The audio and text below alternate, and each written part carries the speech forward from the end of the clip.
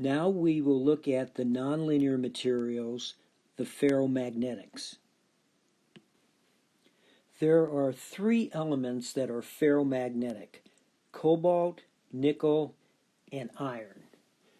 They are called ferromagnetic because iron is the most common and most dramatic example. Iron atoms have a large magnetic dipole moment because of unpaired electron spin. In regions called domains, adjacent iron atoms will have their magnetic dipole moments aligned. Here is a view of a magnet made out of neodymium, iron, and boron. These rare earth magnets have very large magnetic fields, and they're the type of magnets I often use for the demonstrations in class. What we are viewing here are these domains. Within a given domain, all the magnetic dipole moments are aligned in the same direction. Now there's many more iron atoms in a domain than I'm showing, but assume that each of these arrows represents an iron atom's magnetic dipole moment, and they're all pointing in the same direction.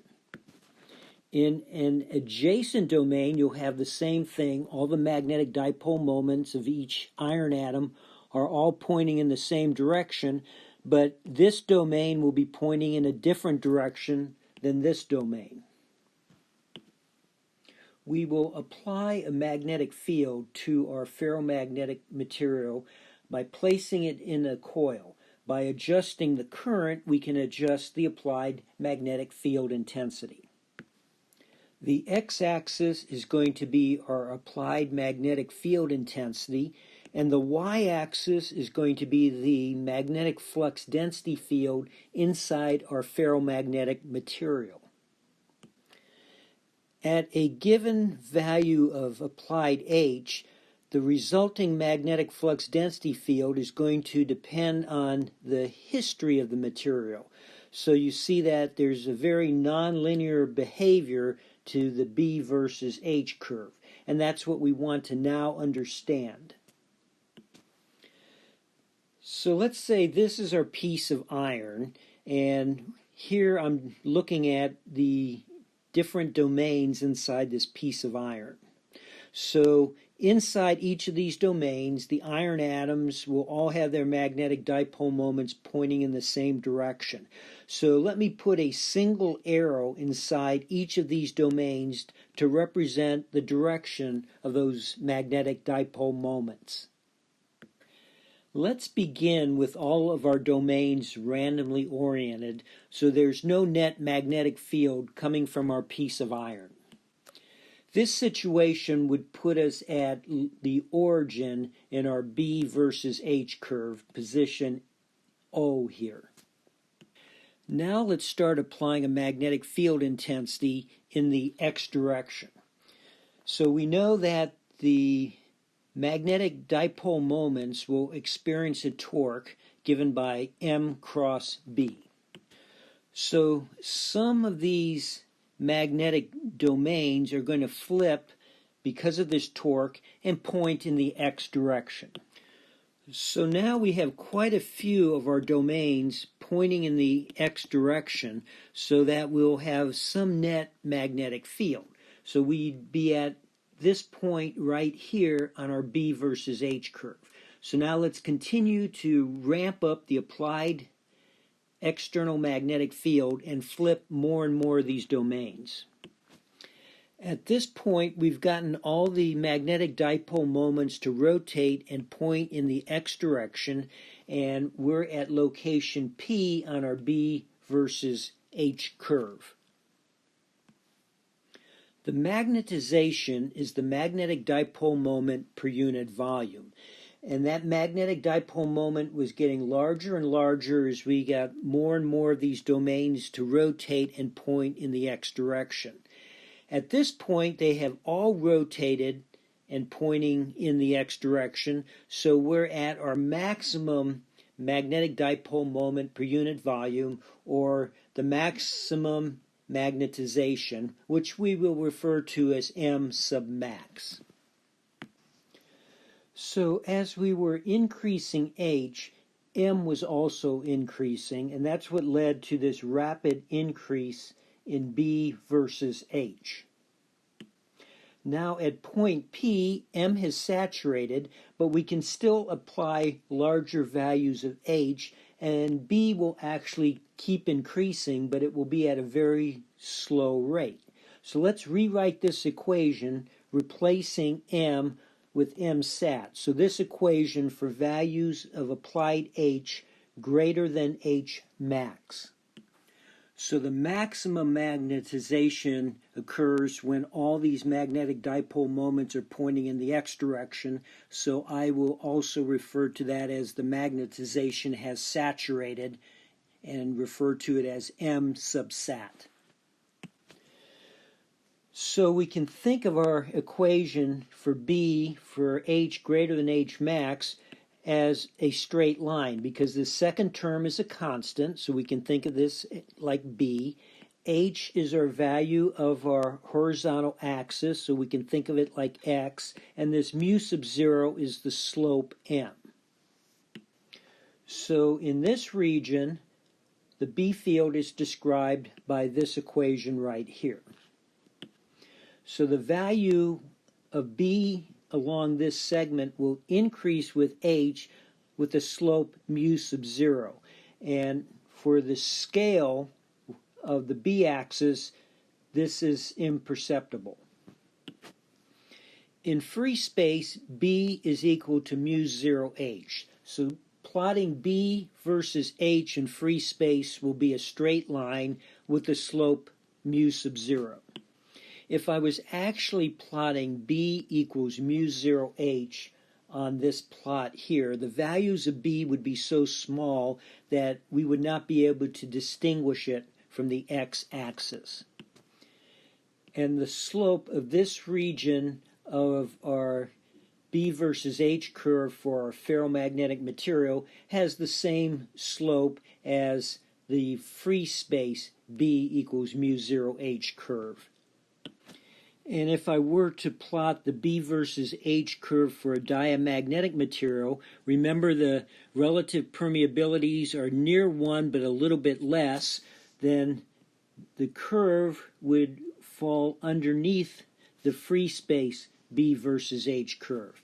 And if I were to plot the B versus H curve for a paramagnetic material, remember mu sub r for a paramagnetic material is close to 1 but slightly larger. So the B versus H curve will fall just a little bit above the free space B versus H curve. Let's go back to point P, and now let's start decreasing the applied magnetic field intensity. What we would observe is that the magnetic flux density field would start to decrease, but at a slower rate than it was increasing. So that when you got back to no applied external magnetic field, the magnetization will not have returned to 0. So you'd have some residual magnetic field designated as B sub r. So what happened as you decrease the applied field is that some of these magnetic domains would have flipped to some random orientation. So at this point, B sub r, we have some net magnetization in the x direction. And so we've actually created a magnet with the right-hand side being the North Pole and the left-hand side being the South Pole. We will now reverse the direction of the current flowing in our solenoid and start applying a magnetic field intensity in the minus x direction to our ferromagnetic material. When we've gotten to point minus HC, we have half the domains pointing to the right and half the domains pointing to the left, so there's 0 net magnetic field coming from our piece of ferromagnetic material. As we continue to increase the applied magnetic field pointing in the minus x direction, we're going to get more and more of these magnetic dipole moments to flip to point in the minus x direction. When we get to point Q, all the domains will have rotated to be pointing in the minus x direction. Now if we return our applied external magnetic field to 0, we will return along this curve to point minus b sub r. At minus b sub r, some of these domains will have flipped randomly, but will have a residual net magnetic domain moment pointing to the left. So now we will be left with the magnet, but this time the left side is the North Pole and the right side is the South Pole. In this table of relative permeabilities, we see that there are numbers quoted for ferromagnetic materials. We know these materials are nonlinear and cannot be described with this equation. But it is useful to quote relative permeabilities so you get some feel for how different materials compare, and let's explain where these come from. Here we are looking at the first quadrant of our B versus H curve, and this dashed line is the initial curve starting with all of the domains randomly oriented and then applying an external field until you saturate the magnetization. If you find the maximum slope of this line, which is the slope of this solid line right here, and you set it to mu sub 0 mu r, the mu r you determine this way are those values of relative permeabilities quoted for ferromagnetic materials. Let me mention 3 ways you can demagnetize a magnet. The first way is mechanical shock. Dropping a magnet can cause some of the domains to flip to random orientations, decreasing the magnetization or completely eliminating the magnetization. The second one is described in this figure here. We have a magnet, so it has some residual magnetization.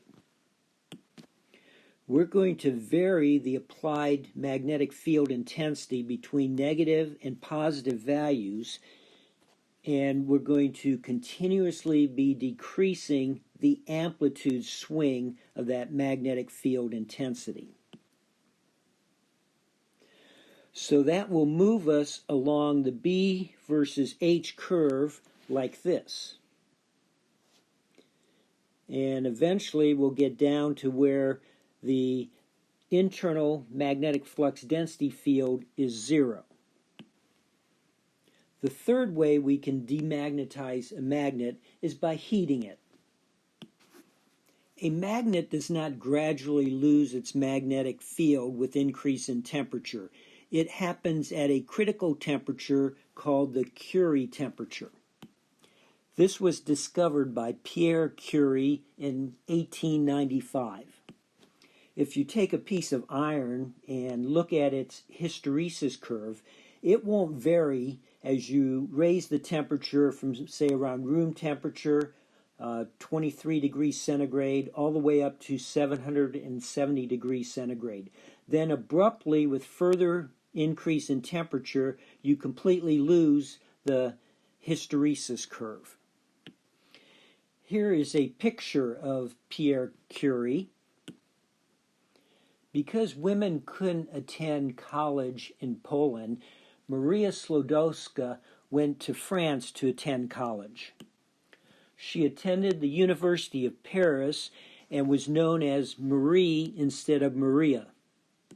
Marie was looking for some large laboratory space to do some of her studies, and Pierre Curie had such space and allowed her to use it. Pierre became interested in what Marie was researching, and he also became interested in Marie as they later were married. In 1903, Pierre and Marie Curie received the Nobel Prize in Physics for their research on radiation. Marie was the first woman to win a Nobel Prize. Tragically, Pierre was killed shortly after in 1906 when he was run over by a horse-drawn cart on the streets of Paris. In 1911, Marie would win a second Nobel Prize, this time in chemistry, and their daughter Irene also would win a Nobel Prize in 1935, also in chemistry.